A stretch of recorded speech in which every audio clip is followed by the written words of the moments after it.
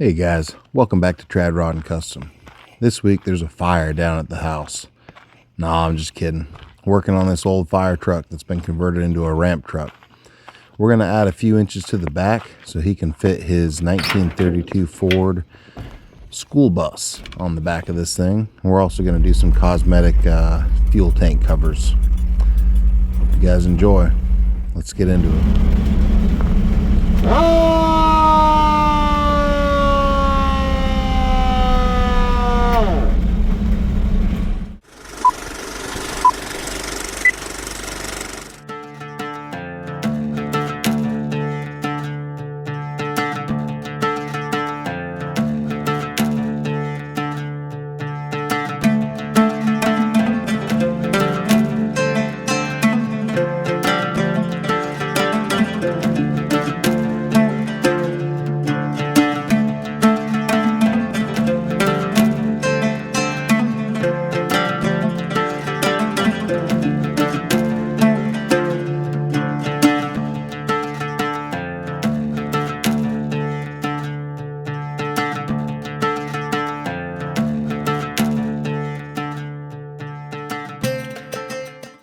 He doesn't like the way these tanks look. I can't blame him. So he gave me these beer kegs. And he wants me to make covers just cosmetically to hide the tanks. Kind of look like a semi-truck tank. So that's what we're going to be tackling. And we're also going to try to figure out how to mount the fuel cap to the top of this and put a stainless cap on it. So we're going to cut into the tanks. I'm going to try to cut off these are like braces for it to stand on, and try to cut that off so it has a nice rounded look. And then we'll cut it open. We'll cut the end off over here and see if we can't fit it back up in there a little bit. See what we can do. Let's get into it.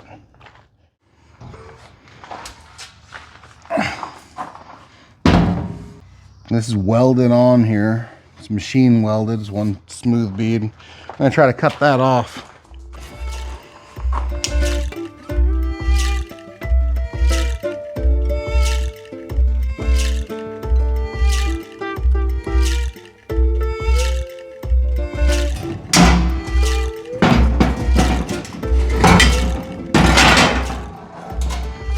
Now that looks like a fuel tank.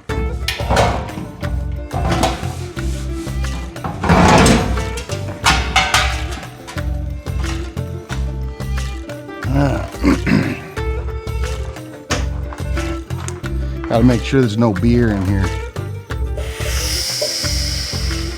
Just a little bit of pressure.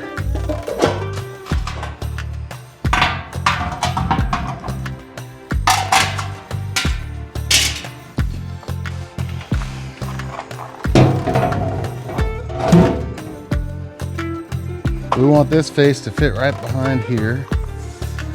So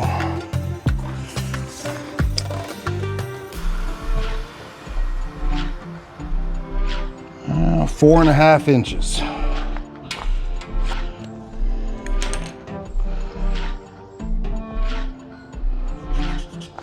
Right there.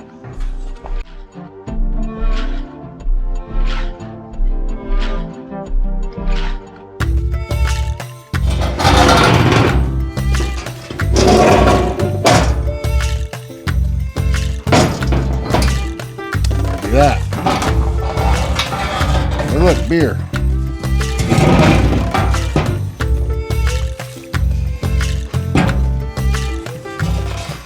So now that fits there, we got to figure out how to cover up the rest of that tank.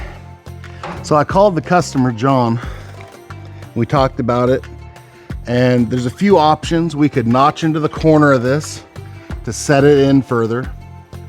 We could cut that line I was talking about and then splay this up to cover that tank. But my concern is that you're gonna make it look funky. Right now, to me, it looks like a fuel tank.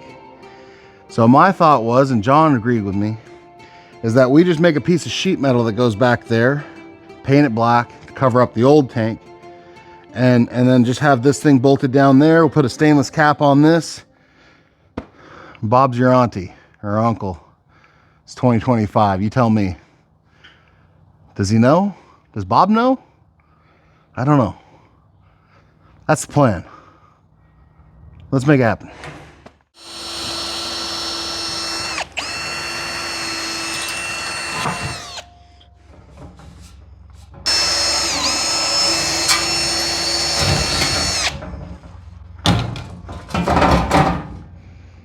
The hole is 10.5.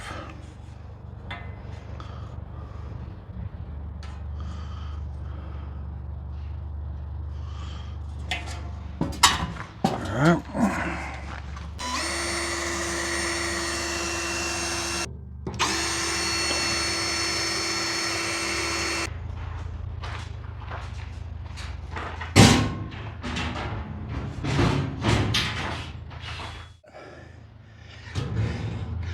We could reuse these two self-tappers, make a piece of sheet metal that covers this, angled down this direction, and just make something of a cover there. I think that's what we want to do. So I quickly traced and cut out this. Now if I tuck that down, just an idea what that's going to look like.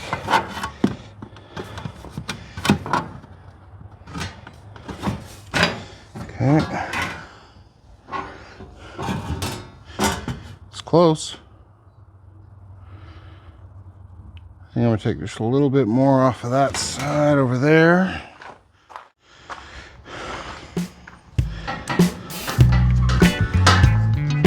No smoking. No smoking by the open gas cap. Let's see.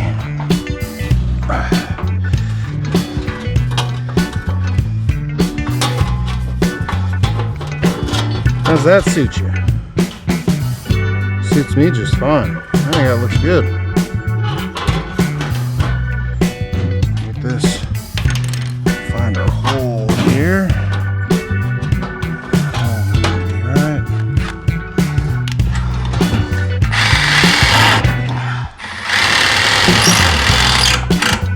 There. Okay. Take that off.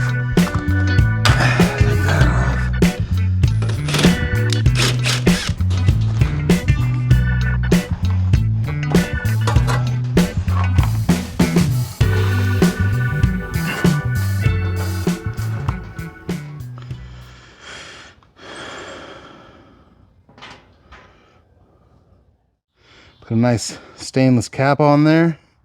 Maybe paint that black. I dig it. I'm really happy with how that part turned out, guys. Getting a little black paint on there and then that cap. It all turned out pretty good. Got to do the same on the other side, but I'm going to do that off camera. You guys get the gist. Let's work on the back of that bed. Extend it out. And part of what makes this hard is the ramps hang off the back of this.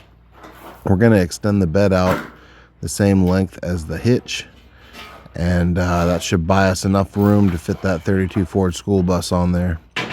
But we're going to have to use some pretty heavy gussets and everything because the ramps are going to hang off of it, and it needs to be really stout. Also needs to not obscure the rear tail lights and license plate. So I did a little designing late at night and got my plan figured out, and now we're going to put it in motion. I was lucky enough, a buddy of mine who is a longtime fabricator and welder and ex-iron worker and ex-boat trailer fabricator, he stopped by, and since he was there, he offered to do some of the welding for me. So of course I know how to weld and everything, but when somebody better than you standing there, you just let him do it. And he's pretty sharp. So let's get going.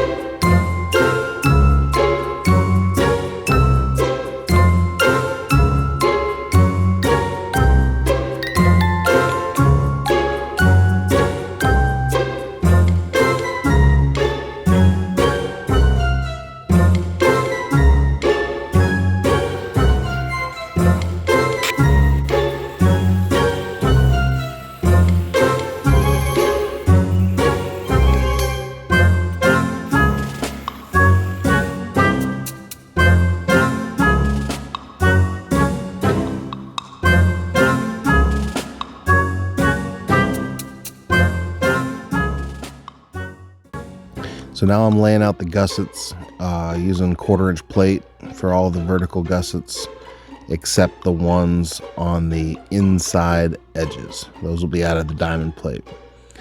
It's probably overbuilt just a little bit, but not like this thing wasn't a little overbuilt in the past. Look at this dang ramp channel. It's harder than hell to get off. It's got weld all along the bottom, and yeah, that thing's on there. I don't want to bend it. I take your spot, you scoot down. Because he welded it good. Is there a weld down here? Oh, there's weld on the bottom right here. Fuck. Of There? course. About 1 inch and 1 inch. What I would do to get those without damaging anything is I would just ride right along the bottom and just score them. Try to get, like, you know, not cut all the way through them. If you look underneath there, Well, that ain't no problem either. Here, hold on. I can weld that.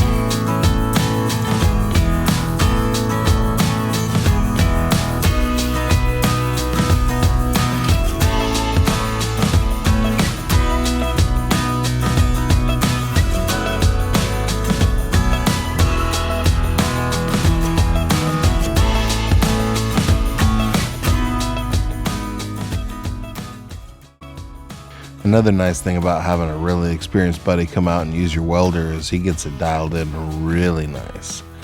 Now, I'm not a stranger to my welder. I'm pretty good at getting it dialed in, but I'm not kidding you. He found the sweet spot in that thing, even better than I've ever found.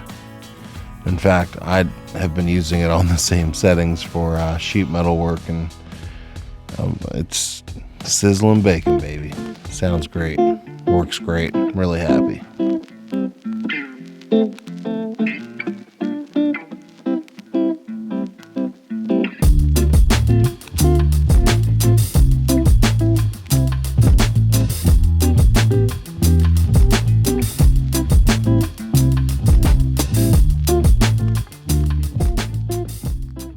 Now what I'm doing here is making some cardboard templates.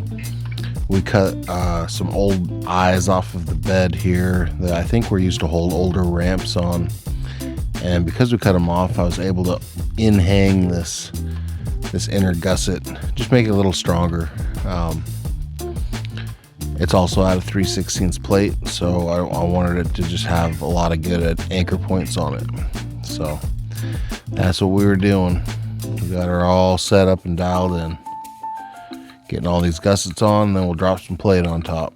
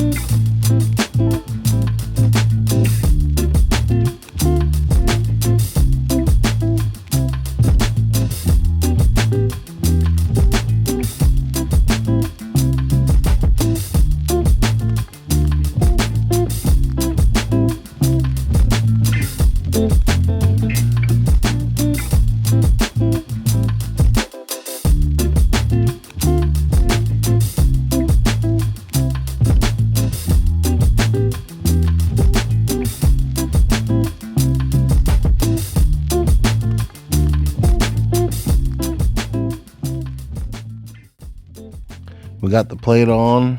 Now he's just doing some full length welds. Originally I had planned on scoring and bending the front there, but 3/16 plate, I really didn't want to cooperate, so we ended up just cutting it off. And that way we did full length welds, really burned it in there, got it nice and hot. And then he climbed up underneath and did all the overhead stuff, got it really on there. All came together here. Got the ramps on. Everything worked out. It's going to fit that school bus just fine. And customer's happy, you know, and that's what we're after. That's what I'm after, you know. I like doing fabrication work on this kind of stuff because people enjoy it. People appreciate it. It gets me all jazzed up, you know. Really lights my fire. So here's a quick walk around once we were done. Got our faux fuel tanks on the side there. Got our extensions on the bed. Thing turned out really great. Customer was happy and said he's going to have more work for me in the future, which is always a good thing. And I think I've even been inspired to maybe take our green 37 Chevy and build one of these for our channel or for ourselves. So yeah, pretty slick. Well guys, that's pretty much going to do it for this one. Super cool truck.